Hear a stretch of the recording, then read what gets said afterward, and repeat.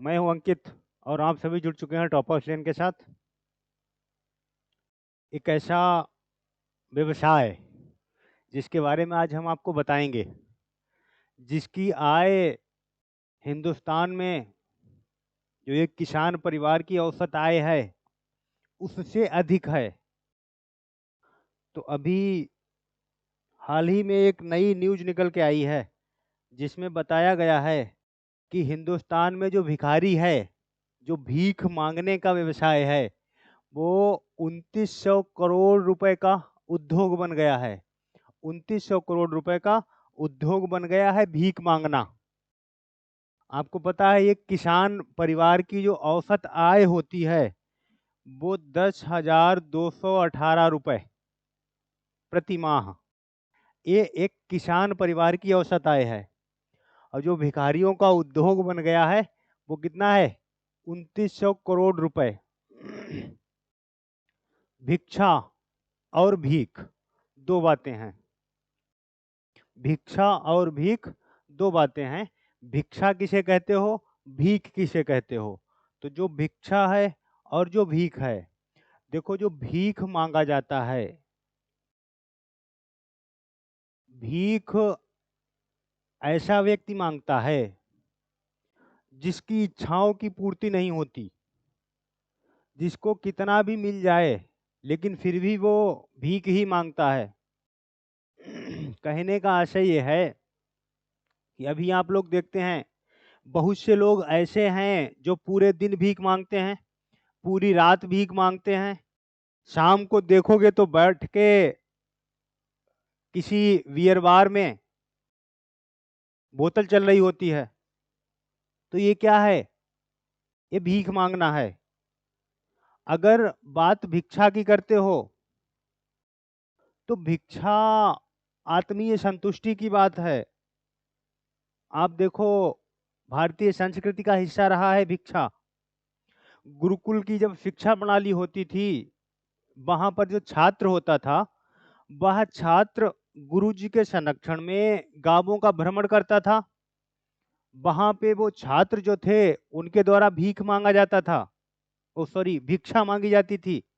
वो भिक्षा किस लिए मांग रहे हैं? क्योंकि तत्काल समय की जो उनकी आवश्यकता है, जो उनकी भोजन की आवश्यकता है, उस आवश्यकता की पूर्ति हो जाए। अगर वो पूर्ति हो गई तो उसके बाद वापस अपने गुरुकुल में पहुंच जाते थे। आप देखेंगे बौद्ध धर्म को, आप देखो जैन धर्म को, वहां पर भिक्षा लेने का प्रचलन रहा है। लेकिन वो भिक्षा क्यों ले रहे हैं? तो अपने जीवन यापन के लिए। जितनी उनको आवश्यकता है, अगर अभी भूख लगी है तो बाहर निकले, भिक्षा मांगी, जो मिल गया ग्रहण कर लिया, काम हो गया। बाद में फिर से अपने जो भजन कीर्तन का कार्य है उसमें लग जाते थे। लेकिन जो भीख मांगना है वह एक ऐसा कार्य है, जो व्यक्ति भीख देता है, भीख देने का हमको लाभ नहीं मिलता। पहली बात, भिक्षा देने का लाभ मिलता है।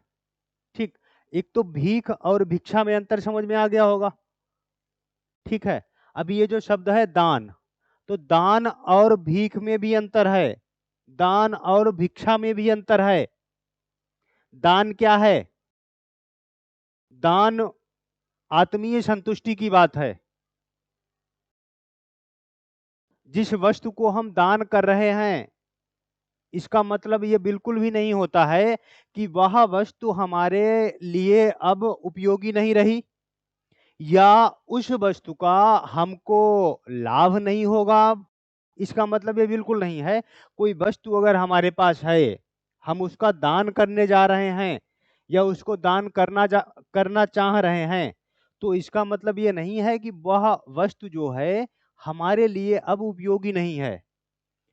इसका मतलब ये हो सकता है कि जिस वस्तु का हम दान करना चाह रहे हैं, जिस व्यक्ति को चाह रहे हैं, तो मुझे ऐसा लगता है कि ये जो वस्तु हमारे पास है, इससे तो हमको क्षणिक लाभ होता है, आर्थिक लाभ होता है।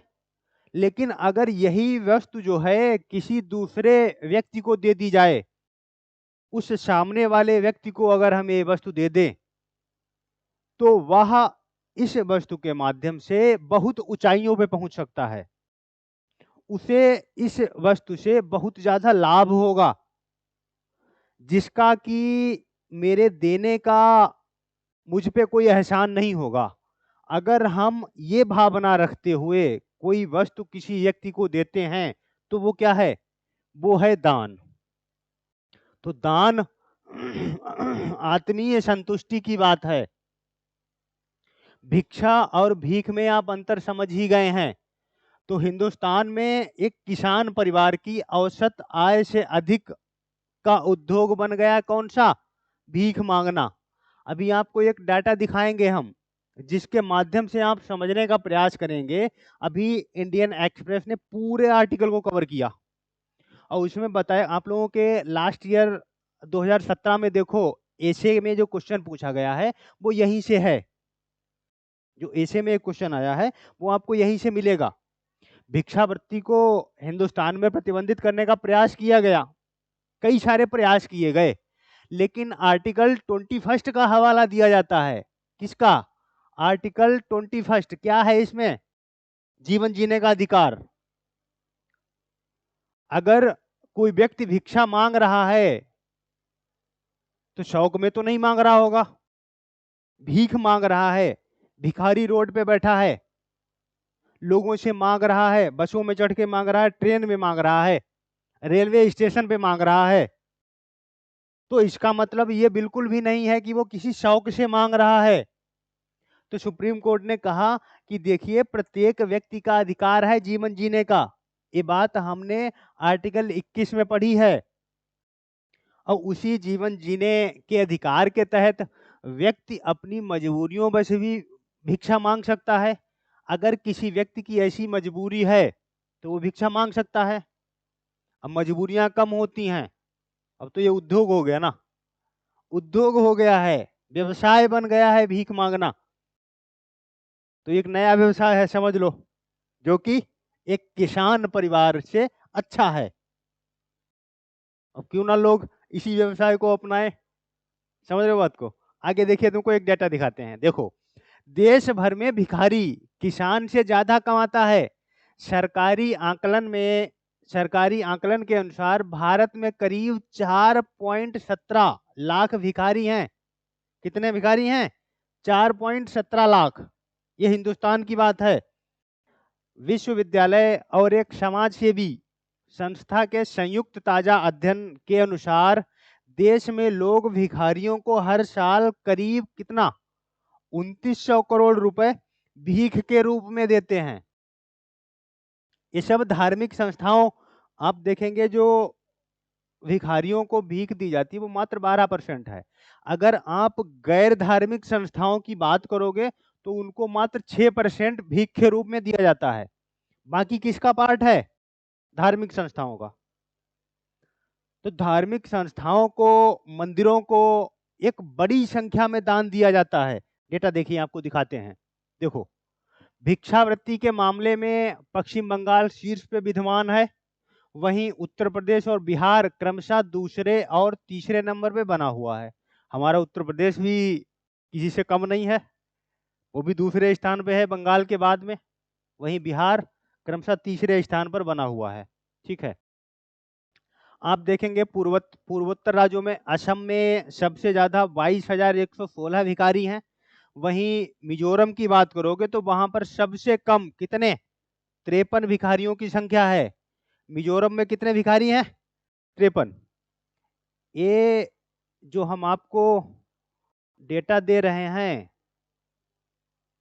इस डेटा के माध्यम से आप एक बात समझने का प्रयास करें कि जो पूर्वोत्तर के राज्य हैं उनमें भिखारियों की संख्या कम है। अभी सोचो कि वहां कम क्यों है। ये बात ठीक है कि पूर्वोत्तर के राज्यों में जो आबादी का प्रतिशत है, जो आबादी है वो भी तो कम है। इसके पीछे एक कारण तो तुम्हारा आबादी का भी हो सकता है। दूसरा कारण ये हो सकता है कि वहां पर जो जीवन जीने के साधन हैं वह उस अवस्था में मौजूद हैं कि लोग भीख मांगने के लिए मजबूर नहीं हो रहे हैं। लेकिन बंगाल में वो साधन नहीं है, उत्तर प्रदेश में वो साधन नहीं है, बिहार में वो साधन मौजूद नहीं है। इसलिए व्यक्ति जो है इन प्रदेशों में भीख मांगने के लिए मजबूर हो रहा है। उसने भीख मांगने को एक व्यवसाय बना लिया है। ठीक है ना?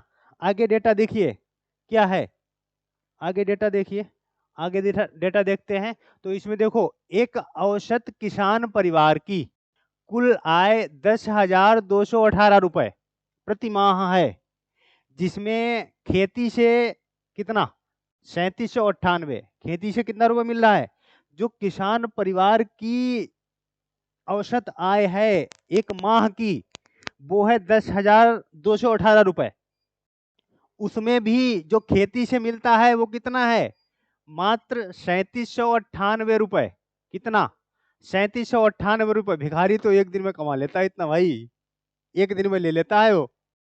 तो किसान की ये कितनी आय हुई जो खेती से मिलती है? वो है 3798 रुपए। इसके अलावा आप देखोगे जो बाकी की आय है, वो आय मजदूरी की है, पगार की है, पशुपालन की है। इसके अलावा जो गैर कृषि व्यवसाय और जमीन किराए से होती है, वो आय इसमें शामिल है।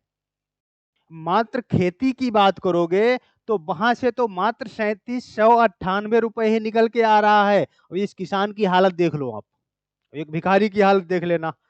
पूरे दिन भीख मांगता है, शाम को जाएगा किसी बियर बार में बैठेगा, चल रहा है क्या? पौआ पीता है आराम से बैठ के, मस्त है। पता है उसको सुबह उठना है, फिर से भीख मांगना है, व्यवसाय है। किसान की कंडीशन देख लो, अपनी फसल को पैदा करता है, बड़ी होती है, कोई प्राकृतिक आपदा आ जाती है, बाढ़ आ गई, सूखा पड़ गया। जिस समय जो फसल है यहाँ पे किसान ने उपजाई हुई है वो कटने वाली थी, उसी समय बारिश हो गई, नुकसान हो जाता है। तो जो किसान परिवार है उससे बेहतर यहाँ पे दिखाने का प्रयास किया गया है कि जो भीख मांगने का उद्योग है वो इससे कहीं बेहतर है। समझ रहे हो बात को? तो हर वर्ष जो पीछे की आपने मदें देखी हैं उनमें बताया गया है कि हर वर्ष इन तमाम मदों में करीब 23.17, कितना? 23.17, कितना? 23.17 हजार करोड़ रुपए दान में दिए जाते हैं। जन कल्याण में लगी समाज सेवी संस्थाओं का सीधे धार्मिक आस्थाओं से ना जुड़ा होना शायद आम दानकर्ताओं को उदासीन बनाता है। ये पॉइंट कितना महत्वपूर्ण है। तो हर वर्ष वो जो तमाम मदें हैं उनसे करीब आपको कितना मिल रहा है? 23.17। कितना मिल रहा है? 23.70, 23.70 करोड़ रुपए दान के रूप में दिया जा रहा है। ये बात आपने यहाँ पे देखी, कितना है? 23.70 हजार करोड़ रुपए दान के रूप में दिए जाते हैं। ठीक है। इसके अलावा आप देखें कि जो हमारी सरकारें हैं, क्योंकि हमने बताया जो भिक्षावृत्ति है उसको प्रतिबंधित करने के लिए कई बार सरकारों के द्वारा कदम उठाए गए, लेकिन अभी तो उसको अब अधिकार दिए जा रहे हैं कि आप देखो रेलवे स्टेशन पे भिखारियों को भीख मांगने का अधिकार दिया जा रहा है। बहस चल रही है, कब तक मिल जाता है, जल्दी ही मिलने की उम्मीद है। आप देखो कि इस साल सरकार ने भीख मांगने के खिलाफ एक कानून बनाने की पहल की है। संयुक्त अध्ययन में पाया गया कि मध्यम वर्ग भीख देना, कौन सा वर्ग? मध्यम वर्ग भीख देना ज्यादा पसंद करता है, बजाय किसी समाज सेवी संस्था को लोकहित में दान करने के। जो मध्यम वर्ग है वो भीख देना ज्यादा पसंद करता है, बजाय किसी समाज सेवी संस्था को लोकहित में दान करने के। जो समाज सेवी संस्था होती है वो लोकहित में जन कल्याण के लिए दान करती है, उससे कहीं ज्यादा जो मध्यम वर्ग है वो भीख देना पसंद कर रहा है। ठीक है। वहीं दानदाता 70% धार्मिक संस्थाओं या मंदिरों को दान में विश्वास रखते हैं और 12% भिखारियों को दान दिया जाता है।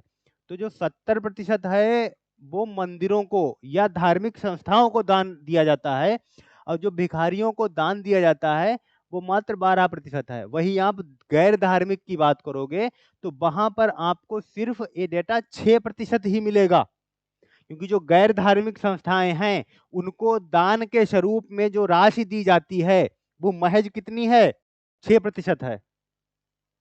क्लियर है बात? इसके अलावा आप देखें कि जो बॉम्बे प्रिविशन ऑफ बैंकिंग एक्ट 1959 का है, इसमें जो भिखारी है उसको परिभाषित करने का प्रयास किया गया है। भिखारी को परिभाषित परिभाषित करने का प्रयास किया गया है, जिसमें बताया गया है कि जिसके पास निर्वाह का कोई दृश्य साधन नहीं है, जिसके पास निर्वाह का कोई दृश्य साधन नहीं है, और या ऐसी स्थिति में या तरीके से किसी भी सार्वजनिक स्थान पर घूमना या रहना, जिससे यह संभावना है कि ऐसा करने वाला व्यक्ति भिक्षा मांगने या प्राप्त करने के उद्देश्य से मौजूद है। समझे बात को? कोई भी ऐसा व्यक्ति जिसके पास निर्वाह का कोई दृश्य साधन नहीं है, ये बात समझो। निर्वाह का मतलब जो उसका जीवन है, उसके जीवन को जीने के निर्वाह का कोई दृश्य साधन नहीं है। हमको दिखता नहीं है कि इसके पास कोई प्रॉपर्टी है, इसके पास कोई जॉब है, ये अपना पैसा कमा सकता है, अपना जीवन जी सकता है। अगर कोई ऐसा व्यक्ति है, वह व्यक्ति वह व्यक्ति किसी भी सार्वजनिक स्थान पर घूमता या रहता है, जिससे यह संभावना है कि ऐसा व्यक्ति जो है वो भीख मांगने या प्राप्त करने के उद्देश्य से ऐसे सार्वजनिक स्थान पे मौजूद है, तो यही होगा भिक्षा मांगना। ये बात इस एक्ट में क्लियर की गई। जो भीख मांगने का उद्योग है उसको इसके माध्यम से परिभाषित करने का प्रयास किया गया। ठीक है? ठीक है ना? इसके अलावा आप देखोगे कि जो हिंदुस्तान है उसी में भिक्षावृत्ति, जो भीख मांगना है, वो उद्योग क्यों बन गया? एक किसान परिवार की आय से अधिक एक भिखारी की आय हो गई। ये हमारा देश है, जिसको कभी हम लोग क्या कहते थे? सोने की चिड़िया। अंग्रेजों ने इसको क्या बना दिया? काला कौवा। अंग्रेज इसको काला कौवा बना के छोड़ गए, सोने की चिड़िया थी। तो अभी हिंदुस्तान में जो भिक्षावृत्ति के कारण हैं वो क्या हैं? जरा इसको समझिए। जो रही प्रतिबंधित करने की बात, तो उसको तो आर्टिकल जो 21 है भारतीय संविधान का, वो प्रतिबंधित नहीं करने देता, क्योंकि व्यक्ति को जीवन जीने का अधिकार है। जीवन जीने के अधिकार के तहत अगर किसी व्यक्ति के पास कोई दृश्य साधन नहीं है उसकी जीविका चलाने का, तो व्यक्ति कहीं भी सार्वजनिक स्थान पे अगर उपस्थित है, भीख मांगता है या मांगना चाह रहा है या मांग रहा है, तो वो बात भीख मांगने की श्रेणी में आ जाती है और वो व्यक्ति ऐसा कर सकता है। ये बात आर्टिकल 21 पे लागू हो जाती है, क्योंकि व्यक्ति अपना जीवन तो जिएगा ही ना, कैसे भी जीता है, मांग के जीता है, मांग के खा रहा है। ठीक है ना? तो अभी हिंदुस्तान में भिक्षावृत्ति के क्या कारण हो सकते हैं? बहुत सारे कारण हैं, हम आपको यहाँ पे 2-3 गिनाते हैं।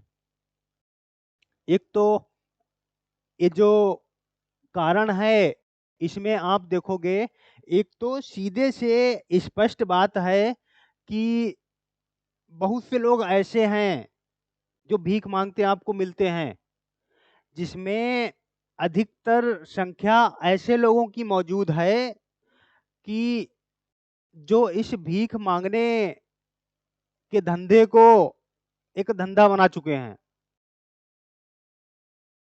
वो इस रूप में बना चुके हैं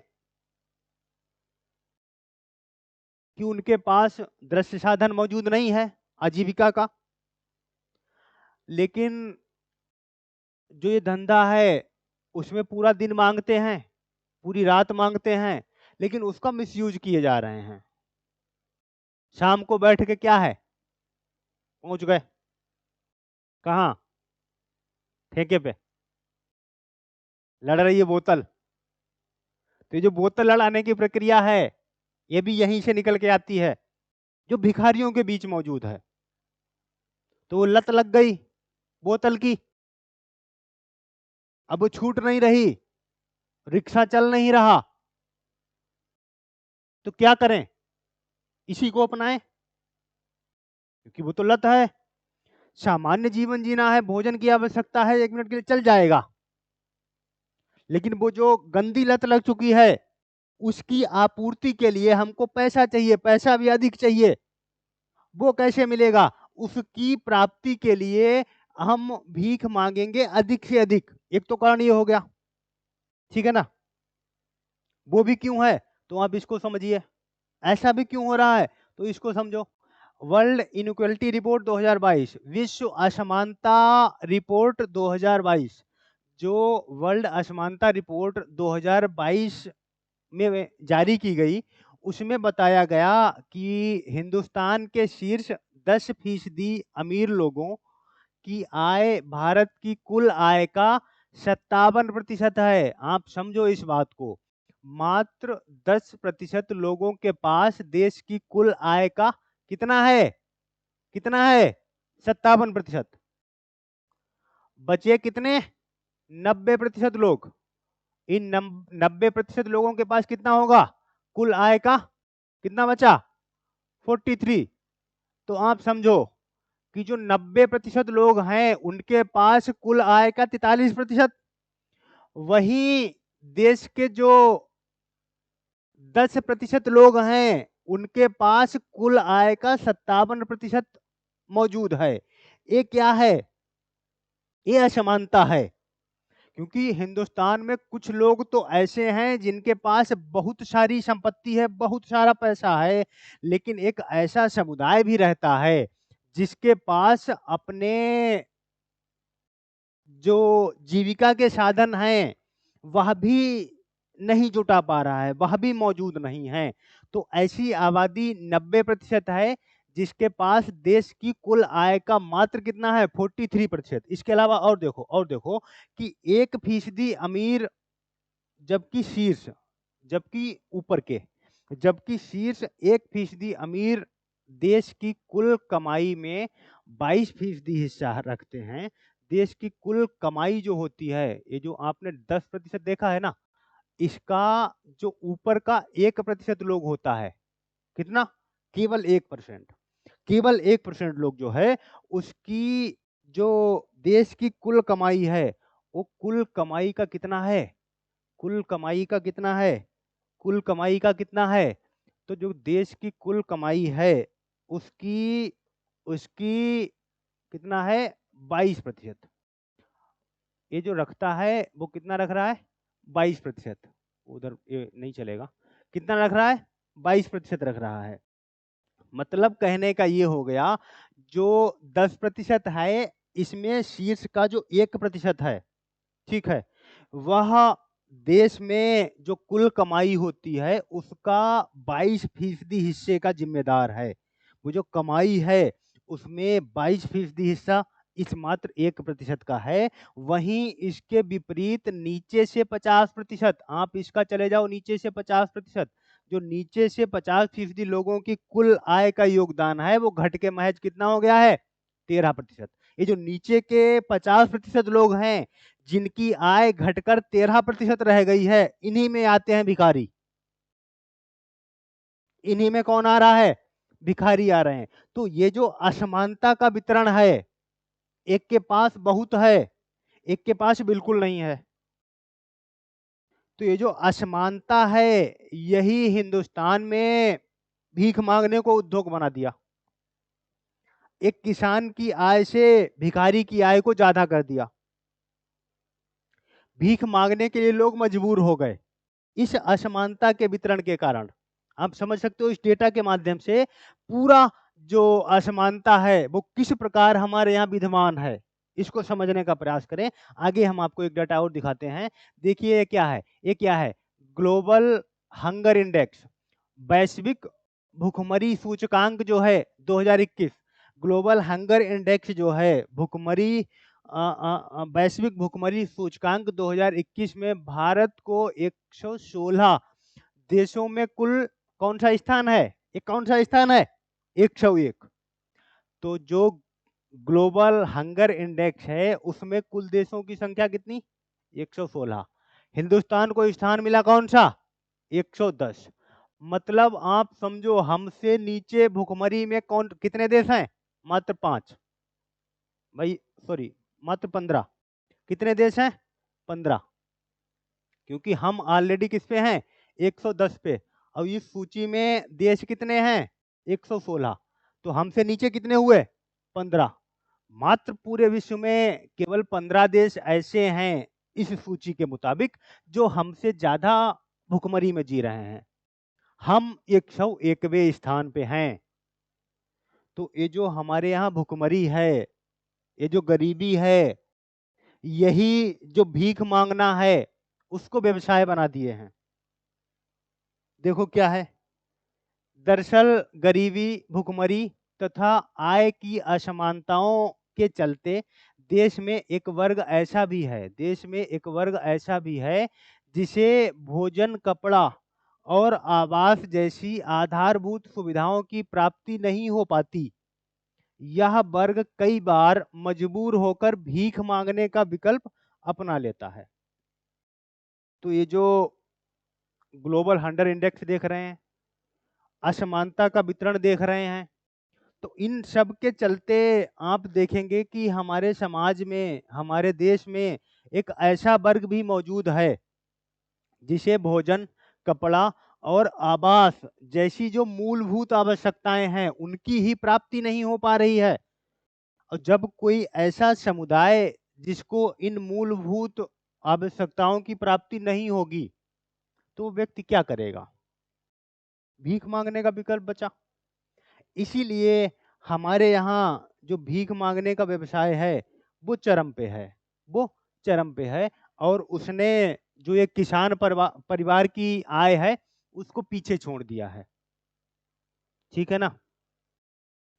तो ये आप इसको समझने का प्रयास करें। अभी जो इंडियन एक्सप्रेस के द्वारा इस आर्टिकल को कवर किया गया, बड़ा इम्पोर्टेंट आर्टिकल है, क्योंकि आपको एशे वगैरह में ऐसी ही चीजें पूछा के पूछते हैं। आप पीछे के 2-3 सालों में देखें, एक तो बात हो गई डायरेक्टली, सीधे सीधे उठा के क्वेश्चन पूछ दिया। जैसे जो करंट का रोल होता है, आप इसको समझे, जो करंट अफेयर्स का रोल होता है वो 2 टाइप का होता है। एक टाइप तो ऐसा कि कोई घटना घटी, उसको सीधे सीधे उठा के एग्जाम में पूछ दिया। ये क्या हुआ?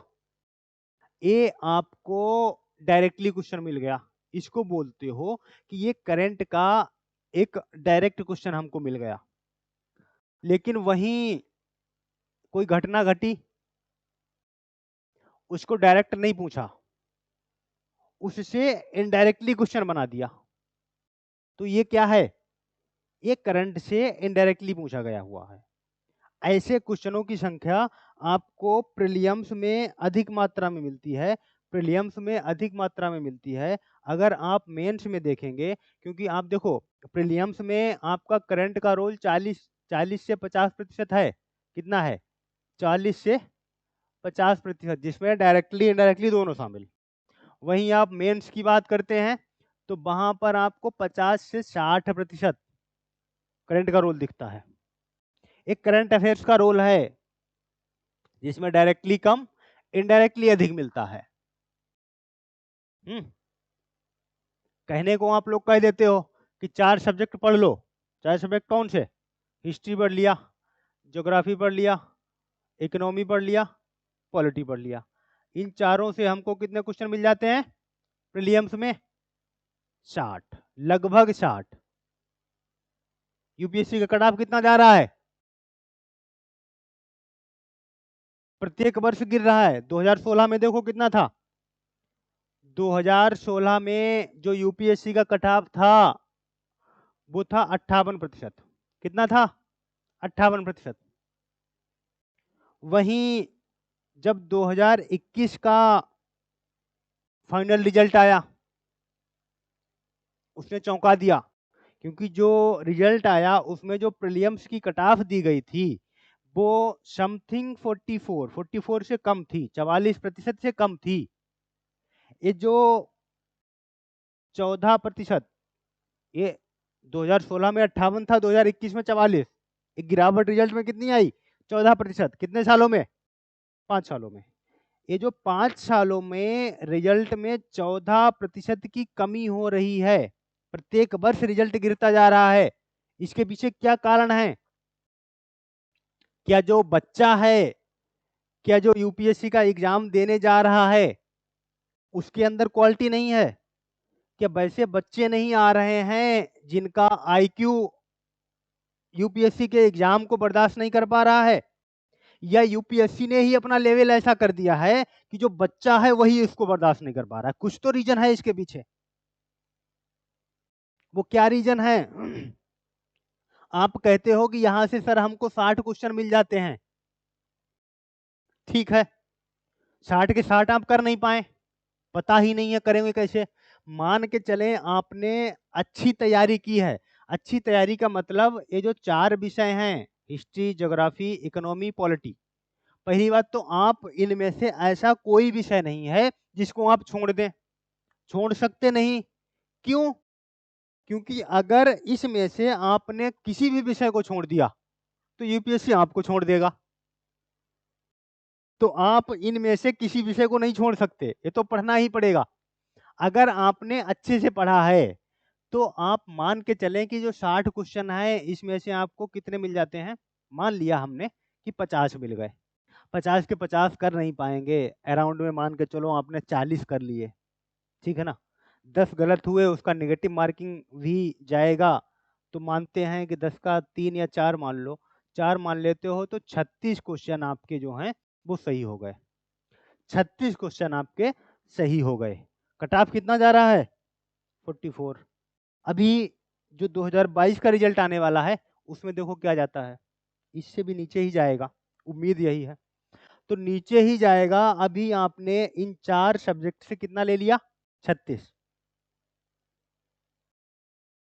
अब अगर आप बाकी सब्जेक्ट तैयार तो करने ही पड़ेंगे, करेंगे भी करेंगे।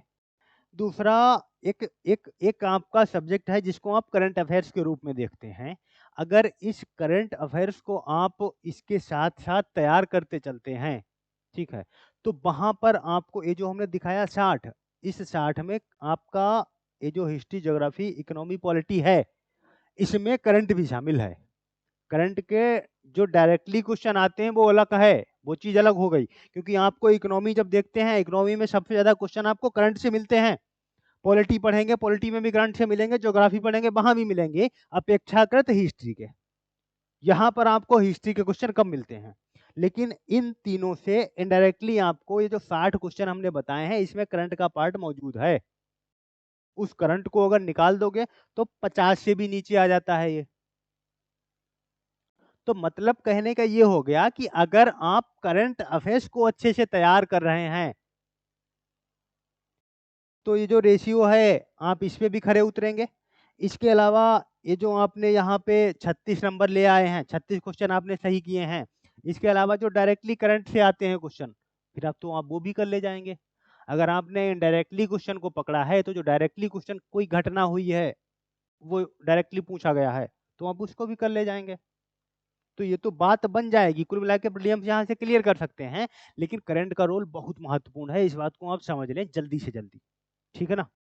तो करंट अफेयर्स का महत्व कितना है इस बात को आप समझ लें, और बेहतर तरीके से करंट अफेयर्स को तैयार करने के लिए आप जो टॉपर्स लेन का ऑनलाइन प्लेटफॉर्म है इसके साथ जुड़े रहें, इसके साथ जुड़े रहें, बड़ी संख्या में जुड़ें और लोगों को अधिक से अधिक संख्या में जोड़ने का प्रयास करें, ताकि आपका जो करंट अफेयर्स का पार्ट है उसको यहाँ पे अच्छे तरीके से कराया जा सके। रेगुलर रहिए, करंट अफेयर्स की वीडियो देखते रहिए, टॉपर्स लेन के साथ बने रहिए। आगे की कार्रवाई के लिए हम आपके पास उपस्थित होंगे। तब तक के लिए धन्यवाद।